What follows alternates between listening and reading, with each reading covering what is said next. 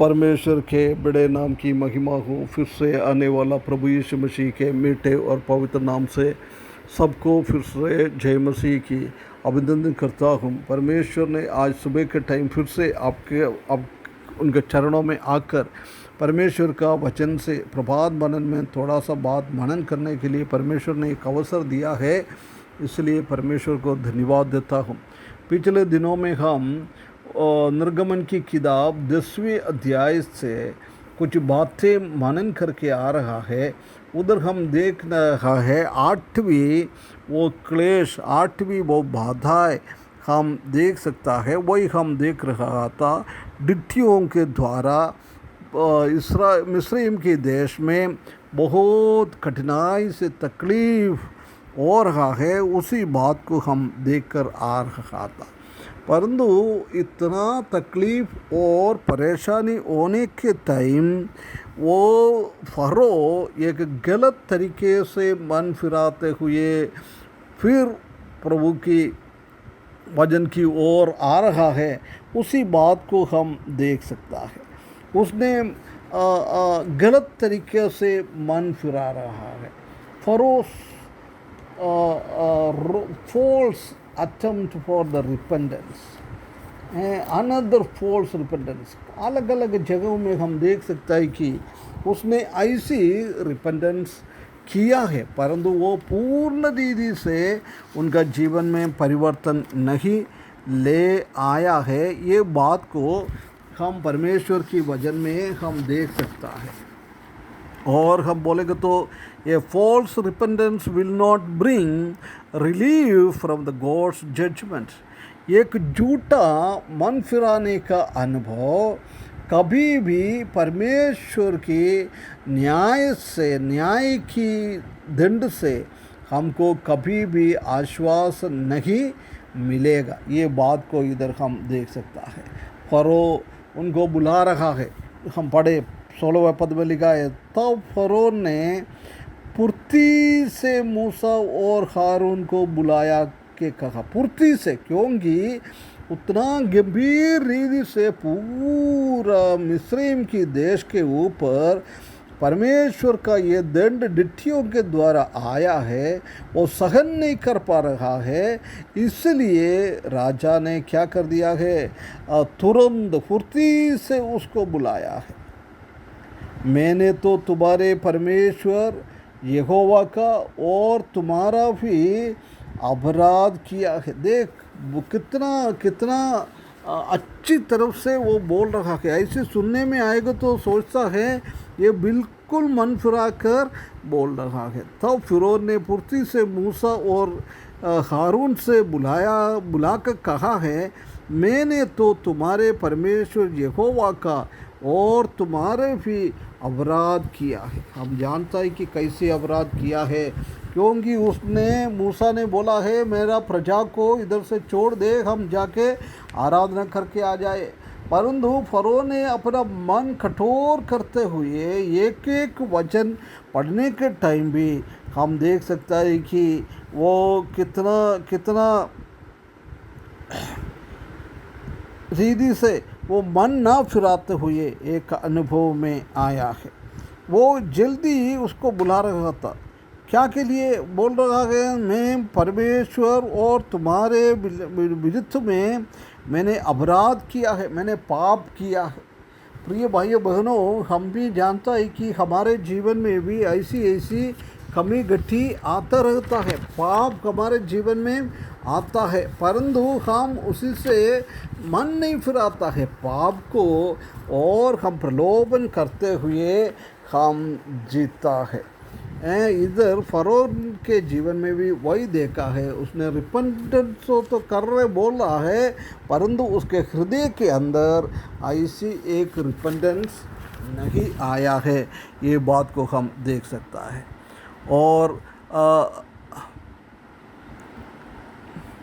इसलिए आपकी बार मेरा अपराध क्षमा करो और अपने परमेश्वर यहोवा से विनती करो कि वो केवल मेरे ऊपर से इस मृत्यु को दूर करे। ये बाधा को मेरे ऊपर से दूर करने के लिए आप लोग प्रार्थना करने के लिए बोल रहा है। हम जानता है कि तुरंत मूसा ने प्रार्थना करना चालू किया है। 18 पद में, तब मूसा ने फिरौन के पास से निकलकर यहोवा से विनती की, यहोवा से प्रार्थना की। देख, उन लोगों के विरुद्ध में काम करने वाला मूसा के लिए प्रार्थना करने के लिए भी वो बता रहा है, परंतु वो दिखावट था, दिखावट। उनका हृदय के अंदर से ये बात नहीं आया था। परंतु मूसा ने तो क्या किया है, वो बात सुनकर उनके लिए प्रार्थना कर रहा है। प्रभु का दंड दुनिया के ऊपर से हटाने के लिए मूसा उनके लिए प्रार्थना कर रहा है। ये बात को हम देख सकता है।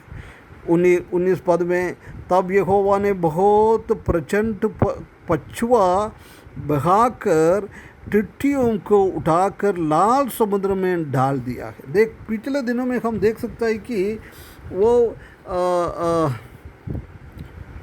पूर्व की ओर से हवा आकर टिट्टियों को मिस्र में लेके आया। आज उनका उल्टा वो पश्चिम से हवा आकर उसी को सबको हटा दिया है, समुद्र के अंदर गिरा दिया है। परमेश्वर कितना बड़ा है, परमेश्वर कितना शक्तिशाली परमेश्वर है, ये बात को हम देख सकता है। उसके आगे और पढ़े हम देखें, और मिस्र के किसी स्थान में एक भी ठिठ्ठी ना रह गई, एक भी ठिठ्ठी नहीं, सबको हटा दिया है।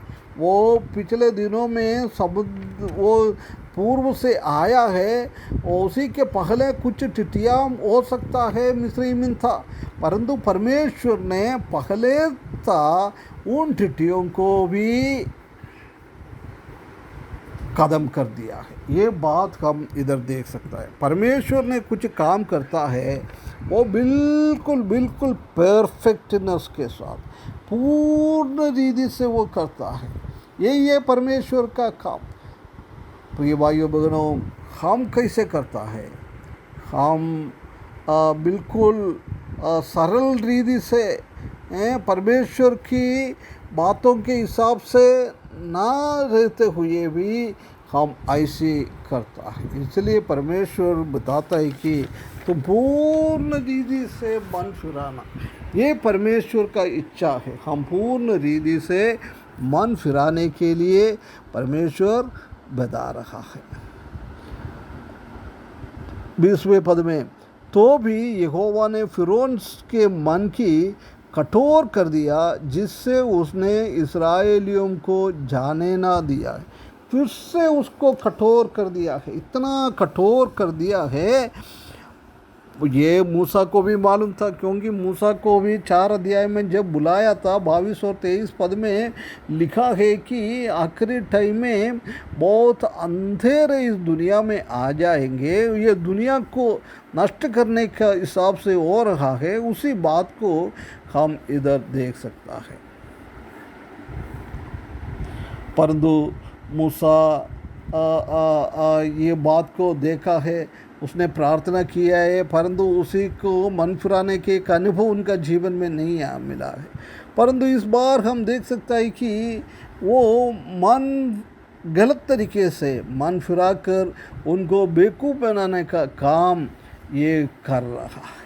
परंतु हम जानता है कि परमेश्वर के वचन में हम लिखा है कि मेरा हृदय में कोई भी गलत बातें भरा हुआ है तो परमेश्वर मुझे धोएगा नहीं है, परमेश्वर मुझसे पाप से बचाएगा नहीं है।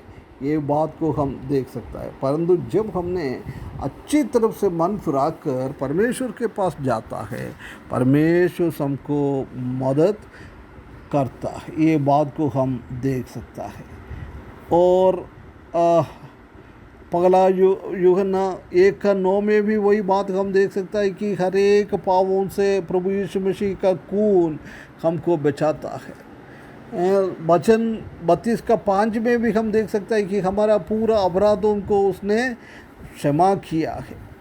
प्रिय भाइयों बहनों, ऐसी पूर्ण रीति से चंगाई एक क्षमा की पूर्ण अनुभव में हमारा होने के लिए हमारा जीवन बिताना है। हम दूसरों को भी माफ़ करना है, हम परमेश्वर के सामने भी गलत तरीके से मन ना फिराए, पूर्ण रीति से मन फिराकर हमारा जीवन बिताते हुए प्रभु का महिमा के लिए जीने के लिए परमेश्वर इस वचन के द्वारा हमको सहायता करे। उसके बड़े नाम की महिमा हो।